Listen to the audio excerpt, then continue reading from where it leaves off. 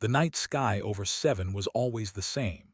Dark purple clouds covered the two moons, and the wind carried dust from the mining pits across the small colony.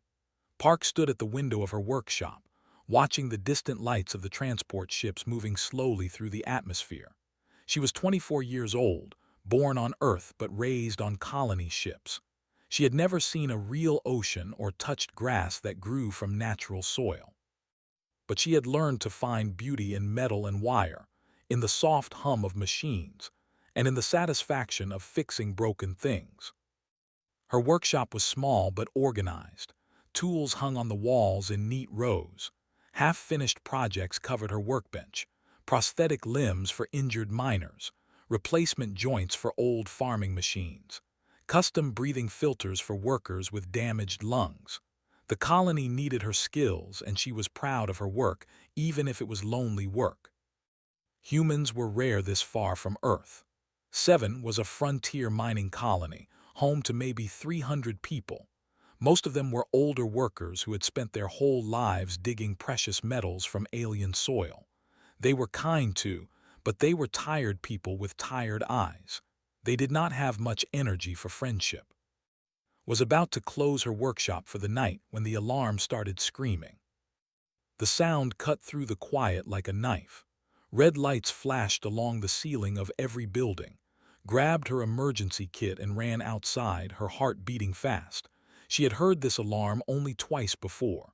Both times it meant something had crashed. The crash site was 2 kilometers from the main colony, near the old water treatment plant that nobody used anymore. Arrived at the same time as the emergency response team. What she saw made her stop breathing for a moment. The ship was not human. It was long and curved, built from a dark metal that seemed to swallow light. Strange symbols covered its hull, twisted and broken from the impact. Smoke rose from cracks in the armor. The ship had torn a deep wound into the rocky ground, scattering debris across hundreds of meters. "Design," said Old Man, the colony's security chief. His voice was calm but could see the tension in his shoulders. "I recognized the markings, wolf people, warriors." Had heard stories about everyone had. They were one of the most feared species in the known galaxy. Tall, covered in thick fur with faces that looked like wolves from Earth's old stories. They lived by a strict code of honor and strength. Their warriors were legendary. Their mercy was not. "Should we help them?" someone asked. Was quiet for a long moment. "We should see if anyone is alive first, then we decide."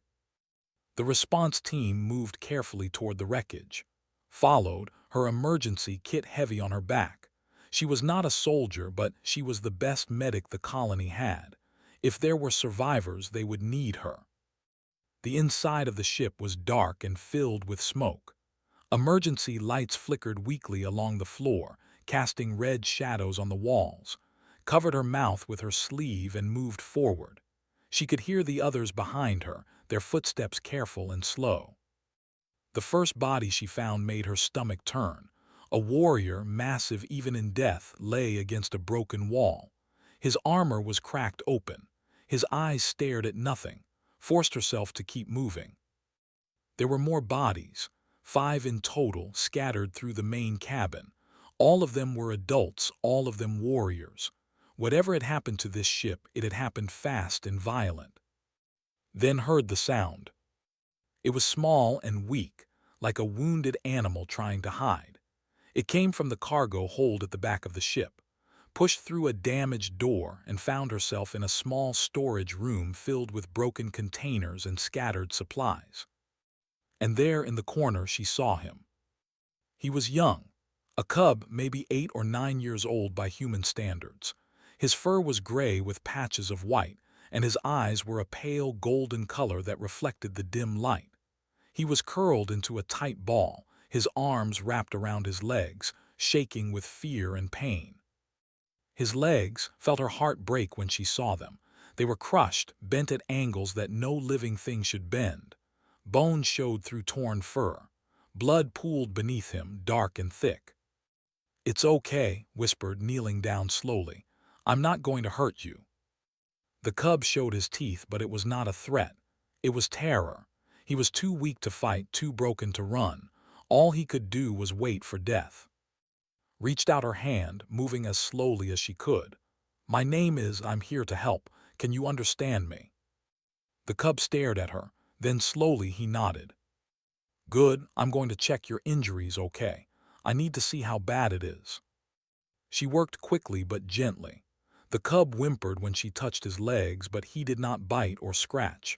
He seemed to understand that she was trying to help. His body was in shock, his breathing shallow and fast. Without medical attention, he would die within hours. "I found a survivor," called out. "A child, I need help moving him." Footsteps appeared in the doorway, his flashlight cutting through the darkness. Behind him was another, an adult, old and bleeding from a wound on his head but still standing. His eyes were hard as stone. "The cub," the old said. His voice was deep and rough like rocks grinding together. "He lives." "Yes, but he needs medical care immediately. His legs are." "I can see what his legs are." The old stepped forward, looking down at the cub with an expression that could not read. "He is son of my daughter, last of her blood." "Then help me carry him to our medical facility. We can save him." The old would later learn his name was shook his head slowly. "His legs cannot be saved.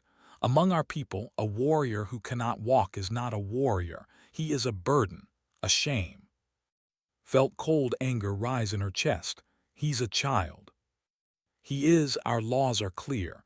A crippled cub must be left behind. To carry him would be to insult his honor and the honor of his bloodline." His voice held no emotion. "Leave him. Let him die with dignity." "No." The word came out of his mouth before she could stop it. It hung in the air, sharp and final. His eyes narrowed. "You do not understand our ways, human." "Maybe not." Stood up, placing herself between and the injured cub. She was small compared to the elder, barely reaching his chest. But she did not move. "But I understand that there's a child bleeding to death behind me, and I'm not going to let him die because of some law." She bent down and lifted into her arms. He was heavier than she expected, but adrenaline gave her strength she did not know she had. The cub gasped in pain but did not cry out. His golden eyes stared up at her with confusion and something else, something that might have been hope. "I'm taking him to my workshop," said. "You can follow or you can stay here, but I'm not leaving him." She walked past without waiting for a response. Her legs trembled and her arms ached, but she did not stop. Behind her, she heard say something in a low voice, heard growl a response, but no one tried to stop her. The walk back to the colony felt like it took forever. Drifted in and out of consciousness, his breath warm against his neck. Several times she almost fell, but she caught herself and kept going. When she finally reached her workshop, she laid on her examination table as gently as she could. His blood stained her clothes. Her muscles screamed with exhaustion, but she was already reaching for her tools, already planning, already thinking about how to save this child that the universe had decided to throw away. Outside her window, she saw standing in the shadows, watching. His face was unreadable. Turned away from him and got to work. The first 3 days were the hardest. Drifted between sleep and fever, his body fighting against infection and trauma. Barely slept. She cleaned his wounds, gave him medicine through tubes, and watched the monitors that tracked his heartbeat and breathing. Several times during those long nights, the machines beeped warnings and had to work fast to keep him alive. She talked to him even when he was unconscious. She did not know if he could hear her, but the silence in the workshop felt too heavy. So she told him about Earth, about the blue ocean she had seen only in pictures, about forests full of trees taller than buildings. She told him about her parents, who had died when she was young. She told him about the first time she had built something with her own hands, a small robot that could walk across a table.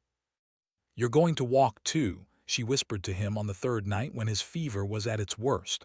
"I promise." On the 4th day, his fever broke. Opened his eyes and looked at with confusion and fear. He tried to move, tried to get up, but his body would not obey him. When he looked down and saw his legs, wrapped in bandages and held together by metal supports, he made a sound that would never forget. It was not a scream or a cry. It was something deeper, something that came from a place of complete despair. "I know," said softly. She sat beside his table and took his hand. His fur was rough against her skin, but she did not let go. "I know it hurts, but you're alive, and as long as you're alive, there's hope." He did not answer. He turned his face away from her and closed his eyes, but he did not pull his hand back. Came to the workshop on the 5th day. He stood in the doorway, his wounds healed into fresh scars, his posture stiff and formal. He looked at for a long time without speaking. "He should not be here," finally said. "Every day he lives like this brings more shame." Did not look up from her workbench, where she was studying diagrams of anatomy on a cracked tablet screen. "Then don't look at him. You do not understand what you are doing, human. You are not saving him. You are condemning him to a life of suffering." Now turned around. Her eyes were red from lack of sleep, and her hands were stained with machine oil and dried blood, but her voice was steady. "I'm giving him a choice. That's more than your people were willing to do." His jaw tightened. "Our ways have kept us strong for 10,000 years. Your ways would have let a child die alone in the dark." Stood up and faced the old warrior. "I've read about your honor, your strength, your pride. But what kind of strength abandons its children? What kind of honor throws away a life because it's inconvenient?" Stepped forward, his size suddenly terrifying in the small workshop, but did not step back. "You are brave, human, foolish but brave." His voice was low and dangerous. "If you were, I would challenge you for those words. But I'm not, I'm just an engineer who fixes broken things." Pointed at who was watching them with wide eyes. "And that child is broken, so I'm going to fix him. You can help me or you can leave, but you're not going to stop me." For a long moment, nothing happened, then made a sound that might have been a laugh or a growl. He turned and walked out of the workshop without another word. Let out the breath she had been holding. Her hands were shaking. "He will not hurt you," said quietly. It was the first time he had spoken since waking up. His voice was rough and weak, but his words were clear. "Elder follows the old ways, but he is not cruel. He is sad. He lost my mother in the attack. She was his only child." Sat down beside's table. "I'm sorry about your mother." Looked up at the ceiling. His golden eyes were filled with tears that he refused to let fall. "She told me to hide in the cargo hold when the raiders came. She said she would come back for me. She did not come back. She was protecting you. She loved you. Love does not matter to my people. Strength matters. Honor matters." His voice cracked. "I am weak now. I bring shame to her memory." "No," leaned closer, making sure he was looking at her. "You survived. That takes more strength than anything. And I'm going to make sure you can do more than survive. I'm going to make sure you can live." The work began the next morning. Had never built anything like what she was planning. Prosthetic limbs for humans were common enough, but anatomy was completely different. Their bones were denser, their muscles stronger, their nervous system organized in patterns that human doctors had never studied. She had to learn everything from the beginning. She found old medical files in the crashed ship's damaged computers. She ran simulations on her workshop's limited equipment. She made drawings, calculations, and models out of scrap metal. Every night she collapsed into sleep for a few hours, then woke up and started again. Watched her work. At first he was silent and withdrawn, still lost in his grief and shame. But slowly he began to ask questions. What was that tool for? Why did she use that type of metal? How did the power system work? Answered every question. She showed him how to read the diagrams, how to understand the basic principles of engineering. She let him hold the tools, even let him help with simple tasks like sorting parts and cleaning equipment. "You are strange," said one afternoon while was welding together the frame of her first prototype. Other species fear they run from us or they fight us or they try to use us. But you are not afraid. You do not want anything from me. I want you to walk again, that's all. Why? Put down her welding torch and thought about the question. When I was young, I got very sick. My body was weak for a long time. People told my parents that I would never be normal, that I would always need help, but a doctor believed in me. She worked with me for years, helped me grow strong. She gave me a chance when nobody else would, smiled at the memory. I became an engineer because of her. I learned to fix things because she fixed me, so now I fix others. Was quiet for a while, then he said, I would like to learn to fix things like you do. Then I'll teach you. The first prototype was a failure. The frame was too heavy, the joints too stiff. When attached it to his damaged legs, he could barely lift them off the table. He tried for an hour, sweating and straining, until finally he collapsed back in exhaustion. I am sorry, he whispered. I am not strong enough. The prototype isn't good enough, corrected him. This isn't your fault, it's my fault. I'll do better. She took the prototype apart and started again. The second prototype was lighter, but the power system overheated after 10 minutes of use. Managed to sit up and swing his legs over the edge of the table before the frame locked up and left him stuck in place. Progress, said, writing notes on her tablet. Real progress. Looked at her like she was crazy. I cannot move. But you moved more than last time. That's how this works. We fail, we learn, we try again. Every failure gets us closer to success. The third prototype took 2 more weeks to build. Used lighter alloys, redesigned the joint mechanisms, and created a cooling system from parts she salvaged from broken mining equipment. She tested every component 100 times before putting them together. When it was finally ready, she helped into the frame. It wrapped around his lower body like armor, supporting his damaged legs with a network of metal and wire. Sensors connected to what remained of his nervous system. Small motors waited to respond to his commands. Take your time, said. Just try to stand first. Don't worry about walking. Took a deep breath. His hands gripped the edge of the table. Slowly, carefully, he pushed himself up. His legs trembled. The frame hummed softly as it activated. For a moment, nothing happened. Then stood. He was shaking, his face twisted with effort, but he was standing on his own 2 feet for the first time in weeks. Tears ran down his face, soaking into his fur. He laughed, a sound of pure joy that filled the workshop. I'm standing, he said, his voice breaking. I'm standing. Was crying too, though she was smiling so wide her face hurt. I told you, I promised you. Took a step, it was clumsy and awkward and he nearly fell, but caught him and he tried again. And again. Each step was stronger than the last. From the doorway, watched in silence.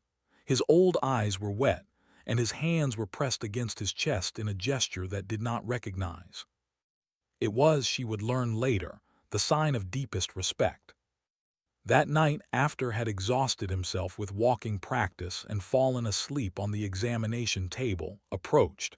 He did not speak at first. He simply stood beside her, looking at the sleeping cub. I was wrong about you, human, he finally said. I thought you were foolish. I thought you were wasting your time on a lost cause. And now, turned to face her. For the first time there was no hostility in his eyes, only wonder. Now I believe you may have done something impossible. You gave my grandson back his legs. You gave him back his future. I gave him a chance, said. He did the rest himself. Shook his head slowly. You do not understand what you have done, but you will. When word of this reaches our home world, everything will change. He placed a heavy hand on her shoulder. You have started something, Park, something that cannot be stopped. Did not know what he meant, but looking at, sleeping peacefully with his new legs gleaming in the workshop lights, she felt that whatever was coming, it had been worth it. She had kept her promise. 3 months had passed since the crash.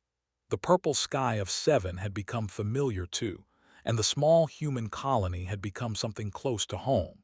He spent his mornings doing exercises to strengthen his body, his afternoons learning engineering from, and his evenings listening to stories from the old miners who had slowly accepted the young into their community. His legs grew stronger every day. The exoskeletal frame that had built for him moved as naturally as real limbs now. He could run, jump, and even climb the rocky hills outside the colony. Sometimes he forgot that his legs were made of metal instead of bone. Had become more than a healer to him. She was teacher, friend, and something like family. She never treated him as broken or weak. She never looked at him with pity. She challenged him, pushed him, and celebrated every small victory with genuine joy. Had changed, too. The old warrior still followed many of the traditional ways, but his eyes no longer held the coldness they once did. He trained in combat, teaching him the ancient fighting techniques of their people. But he also sat with in the evenings, asking questions about human culture, listening to her explanations with surprising patience. "Your people are strange," he told her one night. "You are weak compared to most species in the galaxy. Your bodies break easily, your lives are short, and yet you do things that stronger species would never attempt." "Maybe that's because we know our time is limited," replied. "We can't afford to waste it on things that don't matter." And saving a crippled cub from a species that might have been your enemy, that mattered to you. "He's not crippled anymore, and he was never my enemy," smiled. "He's just a kid who needed help, that's all I saw." Was quiet for a long time. Then he said, "I have sent messages to our home world. I told them what you did. I told them everything." Felt a small twist of worry in her stomach. "Is that good?" "I do not know yet. Our people have never experienced anything like this. A human saving a child, giving him legs when our own laws demanded his death. It is unprecedented. The elders will need time to decide what it means." A week later, they received their answer. The day began like any other. Was in her workshop, helping adjust a minor problem with his left knee joint. The morning light filtered through the dusty windows, and the sounds of the mining equipment hummed in the distance. Then the alarms went off. But they were not crash alarms this time. They were proximity warnings. Something was approaching the colony from space, something big. And ran outside, joining the crowd of colonists who had gathered in the central square. Everyone was looking up at the sky, where a dark shape was descending through the purple clouds. It was a warship. Had seen pictures of these vessels before, but nothing had prepared her for the real thing. It was massive, nearly half a kilometer long, built from the same light-swallowing metal as the crashed transport. Weapons systems covered its hull like thorns on a vine. Even from the ground, she could feel the power radiating from its engines. "Oh no," someone whispered behind her. "They've come to take revenge." Grab's hand. "Get inside, hide, I'll talk to them." "No," stood firm, his golden eyes locked on the descending ship. "I will not hide anymore. Whatever happens, we face it together." Before could argue, the warship touched down outside the colony walls. Its landing shook the ground like an earthquake. For a long moment, nothing happened. Then a ramp lowered from the ship's belly, and figures began to emerge. They were warriors, dozens of them, marching in perfect formation. Their armor gleamed in the morning light, decorated with symbols and colors that did not recognize. They carried weapons, but the weapons were not raised. They moved with purpose but not aggression. At the head of the formation walked a female who made the others look small. She was nearly 3 meters tall, her fur dark as midnight, her eyes bright red like burning coals. Scars covered her face and arms, marks of countless battles survived. She wore armor that was more elaborate than the others, decorated with bones and metal insignias that clearly marked her as someone important. The formation stopped at the edge of the colony square. The tall female stepped forward alone. "I am," she announced, her voice carrying across the silent crowd, "War Mother of the Iron Fang clan. I have traveled 40 light years to stand in this place." Her red eyes scanned the gathered colonists until they found, "You are the human engineer, Park." It was not a question. Stepped forward, her heart pounding so hard she was sure everyone could hear it. "I am." Studied her for a long moment. Then, without warning, the massive warrior dropped to one knee. Behind her, every single in the formation did the same. The colonists gasped, heard someone drop something metal. Even standing at the edge of the crowd looked shocked. "3 months ago," said, her head bowed, "our clan suffered a great loss. A transport carrying the last child of our founding bloodline was attacked by raiders. We believed Son of Myra was dead. We prepared his memorial. We sang the death songs." She looked up and saw something in those fierce red eyes that she had not expected.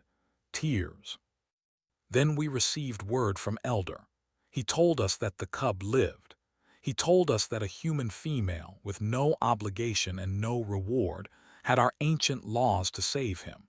He told us that she had given him new legs when our own traditions would have demanded his abandonment." Rose to her feet and walked toward. With each step, the ground seemed to shake. She stopped only when she was close enough that could feel the heat from her massive body. There is no debt greater than the debt of life. To save one who was meant to die is sacred. To restore a warrior's ability to fight is divine." Pressed her hand against her own chest over her heart. "You have done both, Park. You have saved the last son of the Iron Fang bloodline. You have given him back his future." I did what anyone would do," stammered. "He was hurt. I helped him, that's all." "No," shook her head. "That is not all. Among all the species we have encountered in 10,000 years of traveling the stars, none has ever done what you did. Others have fought us, traded with us, feared us, or tried to destroy us. But you—" She reached out and gently took a small hand in her massive one. "You showed us kindness. You showed us that strength is not the only thing that matters." Raised hand into the air, turning to address both the warriors and the human colonists. "By the ancient laws of our people, I declare a bond of Iran between the Iron Fang clan and this human Park. Where she walks, we walk. Where she bleeds, we bleed. Her enemies are our prey. Her children will be our children. This oath passes to our descendants and their descendants until the last star fades from the sky." She lowered her hand and looked directly into her eyes. "You are no longer just human, Park. You are Iron Fang, and we protect our own." Did not know what to say. Her mind was spinning, trying to process what was happening. She had just wanted to save a child. She had never expected this. "I can't accept this," she finally managed. "It's too much. I didn't do anything special. I just did what was right." Smiled and for the first time saw warmth in those fierce red eyes. "That is exactly why the oath is given, because you did not do it for reward. You did not do it for power or alliance. You did it because you believed a child deserved to live." The War Mother placed a gentle hand on shoulder. "In all our history, no one has ever refused Iran, and I do not think you will be the first." Stepped forward then, standing beside on his mechanical legs. He looked up with a mixture of awe and determination. "War Mother, I wish to stay here. She is teaching me to be an engineer. She is teaching me that there are other kinds of strength besides fighting." Looked down at the young cub, at the metal frame that supported his body, at the fierce light in his golden eyes. Then she nodded slowly. "You have found a worthy teacher, young. Learn well from her, and when you are ready, return to us. The Iron Fang will need leaders who understand more than warfare." She turned back to, "Take care of our cub, human, and know that if you ever need us for anything, you need only call. We will come." The warship stayed for 3 days. During that time, met more than she had ever imagined. They asked her questions about engineering, about human culture, about her life. They listened with genuine interest when she spoke. They treated her not as a curiosity or a tool, but as family.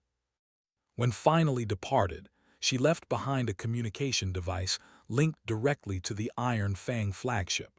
She also left 20 warriors to serve as permanent guards for the colony. "You do not need to do this," protested. "We're just a small mining colony. We don't have any enemies." "You are Iron Fang now," replied simply. "And Iron Fang always has enemies. Besides," she added with a slight smile, "our warriors could use some experience protecting something other than warships. Consider it training." As the warship lifted off into the purple sky, stood beside and watched it disappear into the clouds. Her life had changed forever in ways she was only beginning to understand. "Are you scared?" asked quietly. Thought about the question. She had never wanted power or responsibility. She had just wanted to fix broken things and live a quiet life. But life rarely cared what you wanted. "A little," she admitted. "But I was scared when I found you in that crashed ship too, and that turned out okay." Took her hand, his fur warm against her skin. "Whatever comes next, we face it together."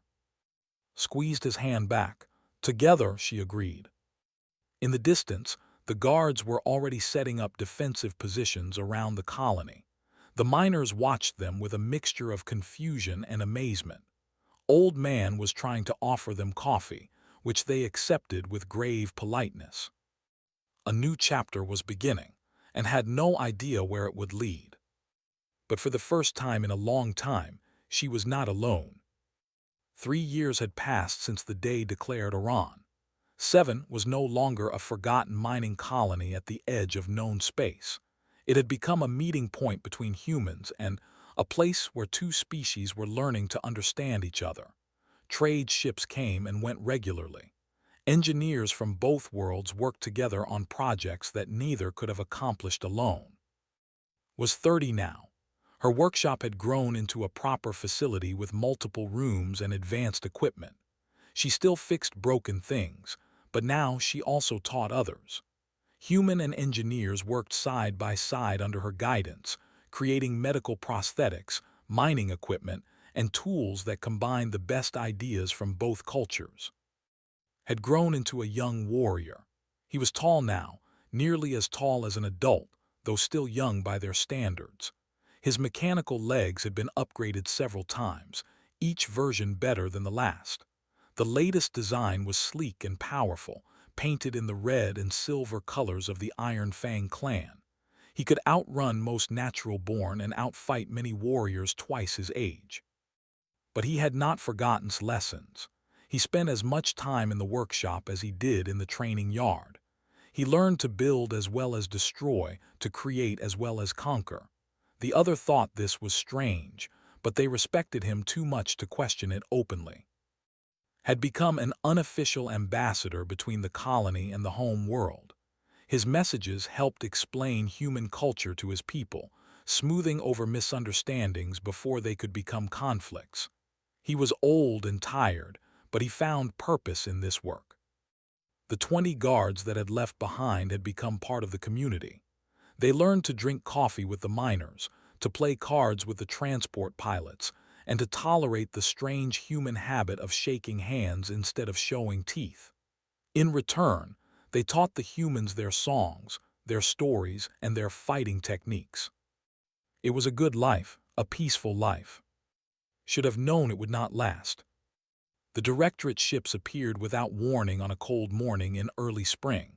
There were 12 of them, dropping out of faster-than-light travel in perfect formation above 7. They were human vessels, but they bore no flags of Earth or any colony recognized. Their hulls were painted black, and their weapon systems were clearly visible even from the ground. The message came through on all communication channels simultaneously. "Attention, 7 Colony. This is Commander of the Directorate Naval Forces. By authority of the Directorate Government, this planet and all its resources are hereby claimed as sovereign territory. You have 24 hours to surrender all weapons, disable your defensive systems, and prepare for occupation. Any resistance will be met with immediate and overwhelming force. This is your only warning." The colonists gathered in the central square, their faces pale with fear. The guards formed a protective circle around them, weapons ready, growling softly at the sky. Old Man looked at with desperate eyes. What do we do? We're not soldiers. We can't fight warships. Maybe we can negotiate, someone suggested. Give them what they want. We're just miners. What do we have that's worth dying for? Everything, said quietly. Our homes, our work, our freedom. She looked up at the dark shapes hovering above the clouds. I've heard of the Directorate. They broke away from the Earth government years ago. They believe in strength and conquest. They take what they want and destroy what they can't use. Then we are dead, a young miner said, his voice trembling. We have 20 guards against 12 warships. We can't win. Stepped forward, his golden eyes burning with anger. We are Iron Fang. We do not surrender. We do not run. Is right, growled one of the guards, a female named Bora. We will fight. We will die with honor. No one is dying today, said firmly. She turned to who had been silent throughout the discussion. Can you contact the home world? Call for reinforcements. Shook his head slowly. The nearest fleet is 3 days away at maximum speed by the time they arrive. He did not need to finish the sentence. By the time they arrived, the colony would be ash. Closed her eyes and thought. She had spent 3 years building connections, creating trust, weaving humans and together into something new. She had done it with patience and kindness, not weapons or threats, and now all of it was about to be destroyed by people who understood nothing but force. I need to send a message, she said finally. That night, while the colonists prepared what defenses they could, sat alone in her workshop. She activated the communication device that had given her years ago. It hummed softly, connecting to frequencies that could cross impossible distances. She did not ask for help. She did not plead or beg. She simply spoke from her heart. This message is for Son of Myra of the Iron Fang clan. I don't know if you'll receive this in time. I don't know if it matters, but I wanted you to know that I'm proud of you. I'm proud of the warrior you've become. I'm proud of the engineer you're learning to be. Whatever happens tomorrow, remember what I taught you. Strength isn't just about fighting. It's about choosing to do what's right, even when it's hard, even when you're afraid. She paused, feeling tears on her cheeks. Thank you for giving my life meaning. Thank you for letting me be part of your family. If we don't see each other again, just remember that someone loved you, someone believed in you, someone thought you were worth saving. She ended the transmission and sat in the darkness for a long time. Dawn came too quickly. The Directorate ships descended through the atmosphere, their weapons hot and ready. Commander had not bothered to wait for a formal surrender. He knew the colony had no real defenses. This was not a battle. This was an execution. The colonists huddled in the central square, surrounded by the guards who had sworn to protect them, stood at the front beside her. She could feel the young warrior trembling with barely contained rage. Stay calm, she whispered to him. Whatever happens, stay calm. I cannot watch them hurt you, he growled. I cannot watch them destroy everything we built. I know, but promise me you won't throw your life away. Promise me you'll survive. Someone needs to remember what we were. Before could answer, the sky tore itself apart. Light exploded across the clouds. The sound was like thunder by 1,000. Threw herself to the ground, covering her head, certain that the Directorate had opened fire. But the screaming came from above. She looked up and saw something impossible.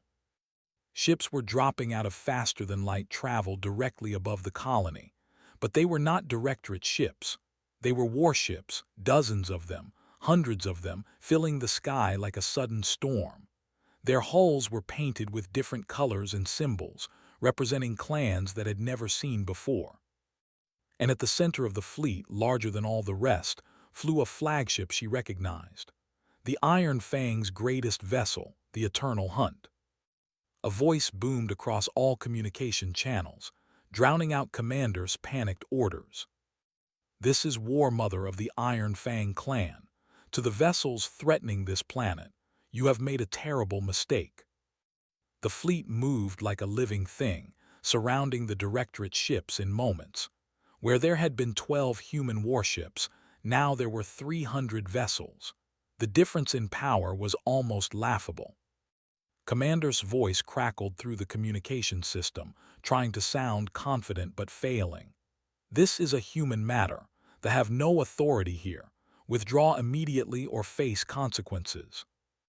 Laughed, it was not a kind sound. "You threaten one of ours, human, and then you speak to me of consequences. Let me explain something to you.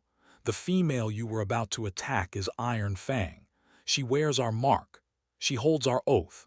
When you pointed your weapons at her, you pointed them at every clan represented in this fleet."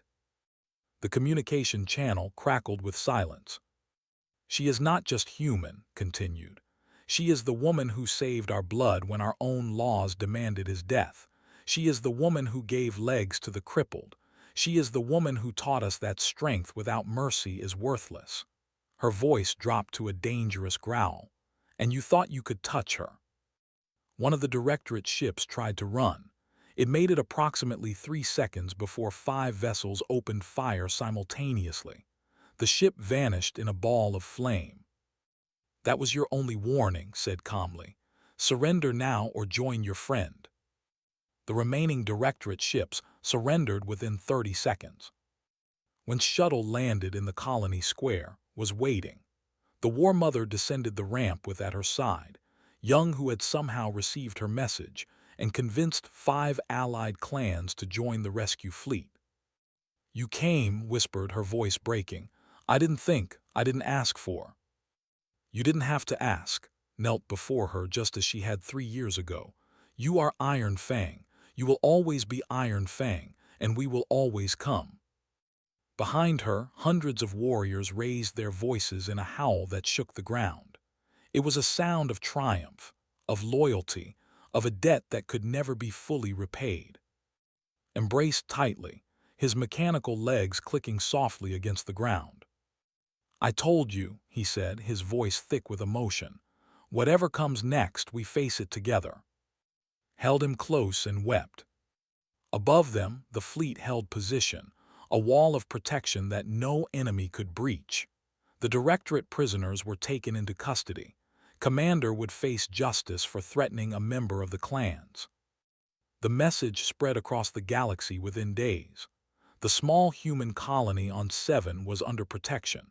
Anyone who threatened it would face the combined might of 6 warrior clans. No one ever threatened Seven again. That night sat within her workshop, drinking coffee that the War Mother had finally learned to appreciate. "You could have called us sooner," said. "When you first saw those ships, you should have contacted us immediately." "I didn't want to drag you into our problems," admitted. "Human problems, I thought maybe." "You thought maybe we would not come, that the oath was just words," shook her head. "After 3 years you still do not understand. Oran is not a favor we can choose to grant or withhold. It is who we are now. Your enemies are our enemies. Your troubles are our troubles until the stars go dark." Stared into her coffee, thinking about how much her life had changed since that night in the crashed transport ship. "I just wanted to save a child," she said softly. "I never wanted any of this." Smiled, showing her fangs in the expression of affection. "That is exactly why you deserve all of this. You never wanted power. You never wanted worship. You just wanted to do what was right." She reached over and squeezed his hand gently. "That kind of goodness is rare in this universe, Park, and we will spend the rest of our existence making sure it is protected." Outside, the moons of Seven rose over a colony that was no longer alone, and human guards patrolled together. Engineers from both species worked on new projects. Children played games that mixed traditions from 2 worlds. It was a small thing, perhaps, a single colony on a single planet at the edge of known space. But sometimes thought, small things were how great changes began. The years passed like water through open fingers. Watched the colony grow from a small mining outpost into a thriving trade hub, a bridge between human and space. She watched become a leader, first of engineers, then of warriors, and finally of the Iron Fang clan itself when grew too old to command. She watched old friends die and new friends be born. She watched the universe change around her while she stayed the same small human she had always been. She never married, she never had children of her own, but she was never alone.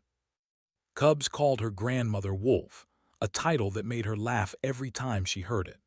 They sat at her feet in the workshop, listening to her stories about Earth, about the ocean she had never seen, about the first time she built mechanical legs for a frightened cub who thought his life was over. They touched her wrinkled hands with gentle paws and asked her to show them how machines worked. Human children knew her too. They grew up hearing the legend of the engineer who had moved the stars with kindness. Parents told the story at bedtime, how a young woman had an ancient law to save a dying child, how that simple act of mercy had created an alliance that protected humanity across dozens of worlds. Always said the stories were exaggerated. She had just done what anyone would do. She had just helped someone who needed help. No one believed her. Visited whenever he could, which was not as often as either of them wished. His duties as clan leader kept him traveling across the galaxy, negotiating treaties, commanding fleets, settling disputes between warrior houses. But he always came back to Seven. He always came back to. "You should rest more," he told her on one of those visits when she was 78 years old and her hands shook when she held her tools. "You have done enough. Let others carry the work now." "I'll rest when I'm dead," replied, carefully adjusting a joint mechanism on a prosthetic arm. "Until then, there are still broken things that need fixing." Watched her work, his golden eyes soft with emotion. He was old now too, by standards. Gray streaked through his dark fur, and his movements were slower than they once were. But his mechanical legs still worked perfectly, the same basic design that had created all those decades ago, upgraded and improved over the years but never fundamentally changed. "Do you ever regret it?" he asked quietly. "That night when you found me, do you ever wish you had left me in that ship?" Stopped working. She looked at him, at the warrior he had become, at the leader who commanded the loyalty of millions. Then she smiled, the same warm smile she had given him when he took his first steps on metal legs. "Never," she said, "not for 1 second." She died on a quiet evening in spring, when the purple clouds of Seven turned golden with sunset light. She was 93 years old. Her heart simply stopped while she was sleeping, her tools still laid out on the workbench beside her bed. She had been working on a new prosthetic design until the very end. The mourning lasted for weeks. Every who had ever sworn Iran felt her loss. Messages of grief came from across the galaxy, from clan leaders and common warriors, from humans and alike. The colony fell silent. The workshops closed. Even the mining equipment stopped its eternal humming. Held her body in his arms and wept like a child. He was over 60 years old, one of the most powerful beings in the known universe, and he cried without shame. "She was so small," he whispered to, who had come despite her ancient age. "How could someone so small change so much?" Ancient and bent but still fierce placed a gentle hand on his shoulder. "Because size does not measure what matters. She had a heart larger than stars, and hearts like that do not truly die." The funeral was held according to the highest traditions of the people. His body was carried aboard the Iron Fang flagship by warriors who had known her, who had learned from her, who had loved her. The ship traveled to a distant corner of the galaxy, where a dying star was beginning its final collapse. There, in a ceremony witnessed by representatives of 37 clans, Park was given to the fire. "We return you to the light," said, his voice steady despite the tears on his face. "Your body becomes flame, your flame becomes energy. Your energy scatters across the universe, touching every world, every life, every future generation." He pressed his hand against his heart. "But your memory stays with us. Your lessons stay with us. Your love stays with us." The coffin slipped into the heart of the dying star. For a moment there was nothing. Then the star pulsed, brighter than it had been as if welcoming her home. In the years that followed, the oath of Iran did not fade. It passed to his children, from his children to their children. Each new generation learned the story of the human engineer who had saved a crippled cub. Each new warrior swore to honor her memory. A century later, humanity faced its greatest crisis. They called themselves the Silence. They came from the spaces between galaxies, from the darkness where no light had ever shone. They were not a species but a force, a hunger that consumed everything in its path. Worlds fell before them like leaves in a storm. Fleets evaporated. Civilizations that had endured for thousands of years vanished overnight. Humanity was losing. The Earth government sent desperate messages to every ally, every trading partner, every species they had ever made contact with. Most did not respond. Some offered sympathy but no help. A few suggested surrender, as if the Silence would accept anything less than total annihilation. They received the message on a cold morning aboard the flagship's Kindness, named for the human engineer who had saved their blood. The ship's commander was a young female named, great-granddaughter of, born with golden eyes that reminded everyone of the ancestor she had never met. She read the human plea for help. Then she contacted every clan bound by Iran. Our oath was not made to the human government, she told them. It was not made to Earth or its colonies. It was made to one woman who showed us what kindness could do, and she loved her people. She spoke of Earth's oceans and forests until the day she died. She never stopped hoping that humanity would become something wonderful. Stood before the assembled holographic images of clan leaders from across space. If we do nothing, her people die. Her species dies. Everything she loved is erased from the universe. Her voice hardened. I will not allow that. Iran does not allow that. I am taking the Iron Fang fleet to stand with humanity, who stands with me. One by one they answered. The Iron Fang, the Stone Heart, the Red Moon, the Shadow Runners, the Dawn Singers, the Frozen Teeth. Clan after clan after clan, bound by an oath sworn over a century ago to a small human woman who had never wanted to be anything but an engineer. When the fleet arrived in human space, it was the largest assembly of warships in recorded history. Thousands of vessels dropped out of faster-than-light travel in perfect formation, their hulls painted with the colors of 53 different clans. They surrounded the remnants of the human fleet, which had been preparing for a final desperate stand. The human admiral, a tired woman named, stared at the tactical display in disbelief. Why, she asked when face appeared on her communication screen. Why would you come? What do we have that you could possibly want? Smiled, showing fangs in the way her ancestors had learned to do when speaking to humans. You have nothing we want, she said, but you have something we were given. A century ago, a woman on a forgotten colony saved a child who was meant to die. She gave him legs when our own laws demanded his death. She showed us that strength without kindness is emptiness. The young commander pressed her hand against her chest. We do not come because of what you can give us. We come because of what she gave us, and because she would never forgive us if we let her people die. The battle against the Silence was the longest and bloodiest in galactic history. It lasted 17 years. Worlds burned. Species went extinct. Heroes rose and fell, their names remembered and forgotten in equal measure. But humanity did not stand alone. In every battle, ships fought beside human vessels. In every siege, warriors from 50 clans defended human colonies. In every moment of darkness, the descendants of those who had sworn Iran kept their oath. They lost many, they mourned deeply, but they did not retreat. And when the Silence was finally broken, when the last of the hungry darkness was driven back into the void between galaxies, the survivors gathered on a planet called New Earth to celebrate their victory. Human and stood together beneath unfamiliar stars. Children of both species played in the same fields. Engineers worked on the same projects.